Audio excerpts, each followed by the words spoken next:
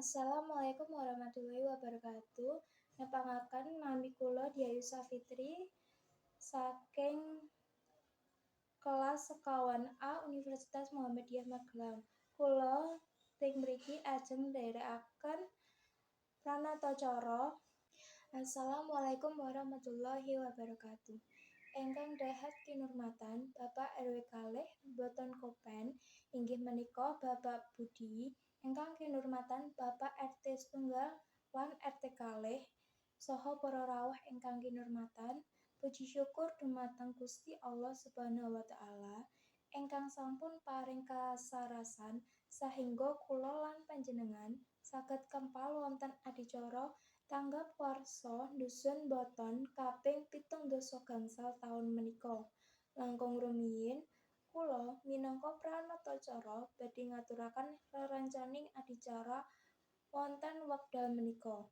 Setunggal pembuka, kalih pambahagiyarja saking Ketua Karang Taruna Boten Kopen, ketiga atur pangandikan saking Bapak RW kalih Boten Kopen, sekawan atur pangandikan saking Bapak RT setunggal Boten Kopen, gangsal atur pangandikan saking Bapak RT kalih Boten Kopen, lan penutup. Menika adicara ingkang badhe lumamprah ing wekdal menika, adicara ingkang sepisan inggih menika pambuka. Sumangga adicara ing titi wanci menika dipun wiwiti kanthi dedonga minurut kapitadosanipun piyambak. Dedonga kawiwitan. Matur nuwun.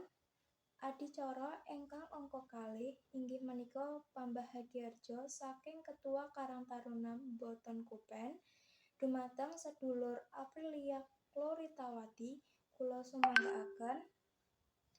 Matur suwun dumateng sedulur Aprilia Chloritawati. Adicara ingkang angka 3 inggih menika atur pangandikan saking Bapak Ketua RW kalih Boten Kopen dumateng Bapak Budi kula sumanggaaken.